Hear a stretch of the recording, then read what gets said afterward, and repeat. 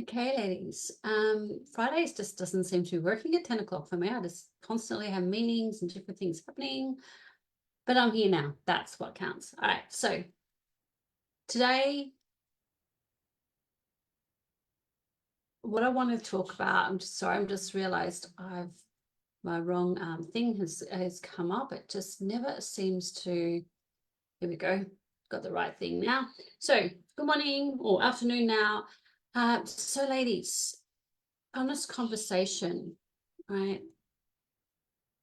There's a lot that's come up in the last week after I did the Monday talk.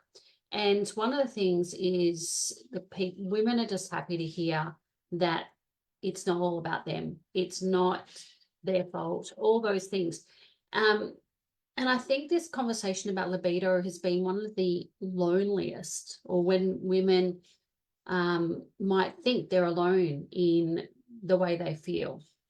And men often talk about it. I've spoken to my husband who says, yes, that's a very common conversation amongst the guys.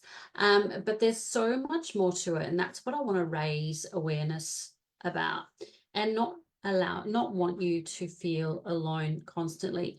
Because while women, everyone talks about hot flushes, maybe weight gain, fatigue, brain fog. Many women will never tell anyone else what else happens or changes in the bedroom. And that's okay because that's a private conversation. But it doesn't, there's more to not talking about your sex life, but talking about your desire. And it's sort of a bit taboo, a bit of a taboo topic, which it doesn't have to be. And so women are carrying this burden around quietly. And the women I see in clinic, one thing I see over and over in clinic is women coming to me because they think that they have a libido problem. And it can be a libido mismatch as well. So that's something I hadn't thought about mentioning. So a libido mismatch is just your libido is here, your partner's libido is there, or vice versa. It's just that you're not at the same level of libido. That is one thing. There's another thing too. If when women say, oh, I've got no libido, well, is it a problem?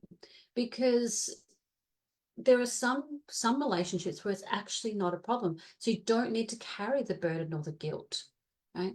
So if it's not a problem, it's not a problem. If it's not a problem in your relationship and it's not a problem for you, it's not a problem for you, that's one thing. But if it's causing a problem in your relationship, that's another thing. And it requires different conversations. There's absolutely no obligation. If both your libidos are here, right, that's not a libido mismatch.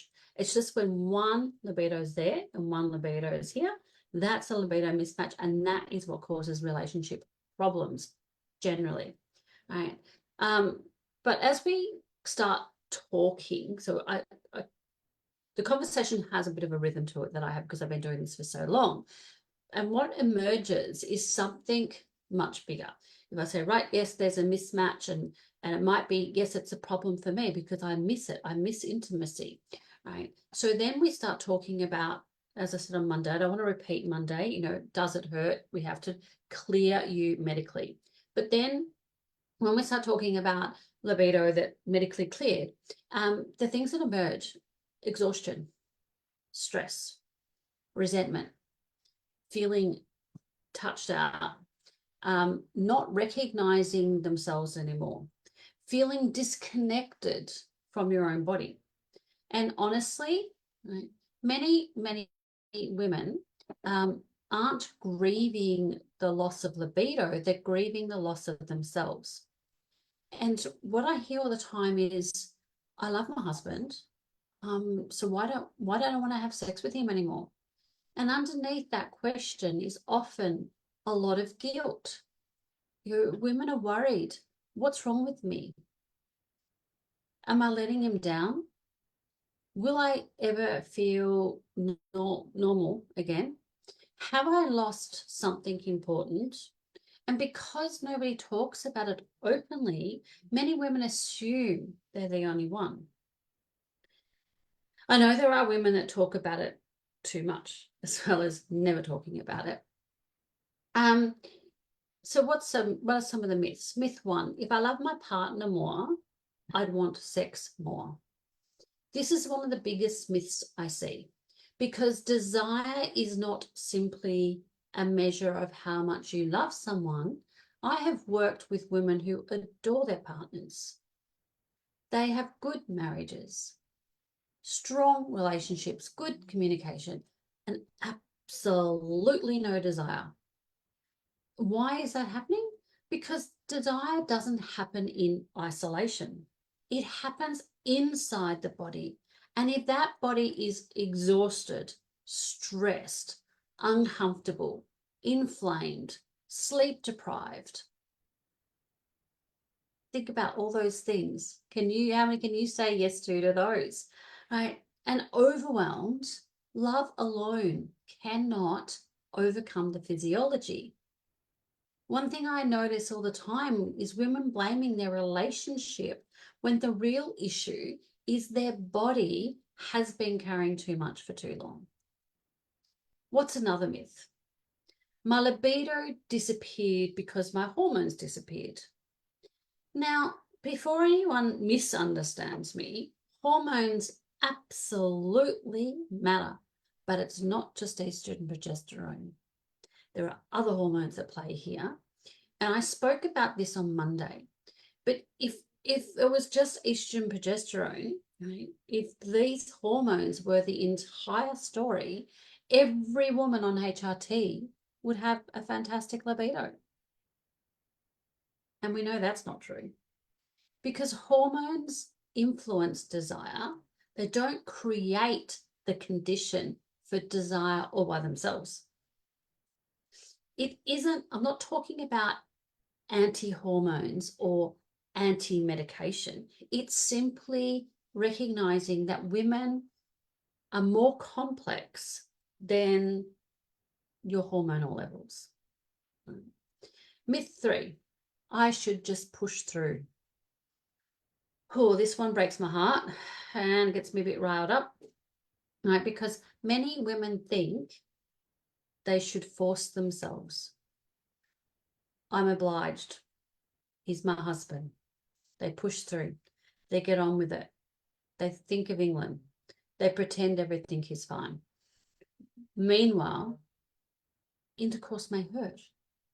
Their nervous system may be exhausted. Their body may feel completely disconnected from pleasure. And honestly, pushing through often creates more distance, more resentment, not more connection. It's really hard to feel desire in a body that doesn't feel safe or rested or supported or comfortable. And that is something I wish every midlife woman understood, because women keep trying to fix libido when often the body is asking for something. The body's,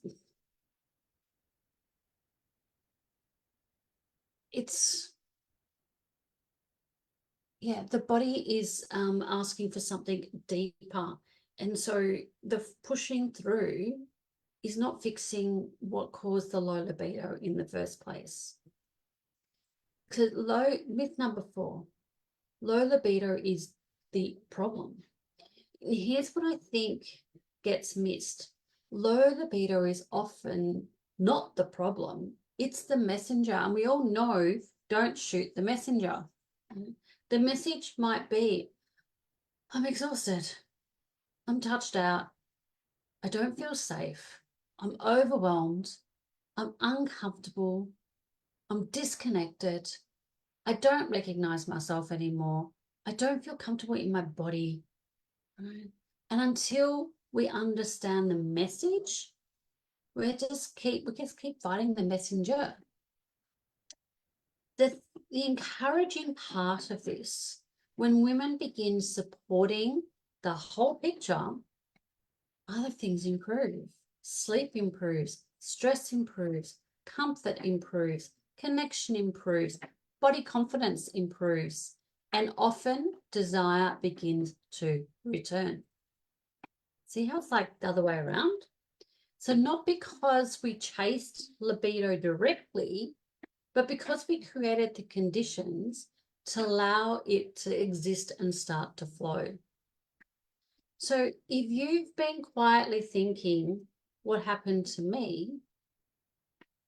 Please hear this. You are not broken. You are not failing. You are not less feminine. You are not the only woman feeling this way. And you are certainly not the only woman wondering whether she'll ever feel like herself again. And you don't have to keep carrying this silently, because one thing I see in women is women waiting for desire to come back, waiting for hormones to fix everything, waiting for things to somehow improve on their own. Meanwhile, distance grows, that gap widens, the questioning of things gets louder. And women often drift further away from trusting themselves, and you don't have to wait until it feels worse. You don't have to wait to figure it out alone. If this conversation has resonated with you today, your next step is not another random supplement. It's understanding your body. It's understanding your picture, because libido is rarely about libido. It's about the whole woman. If this is resonating, you can comment libido, you can send me a private message, or you can book a health clarity call so we can find out what this messenger is actually trying to tell you. Right? Together we can start mapping what your body is really trying to tell you. Maybe your libido isn't missing. It's not MIA. Maybe it's waiting for the rest of you to come back first. I'd love to hear from anybody who feels this has been helpful, this has been resonating for you.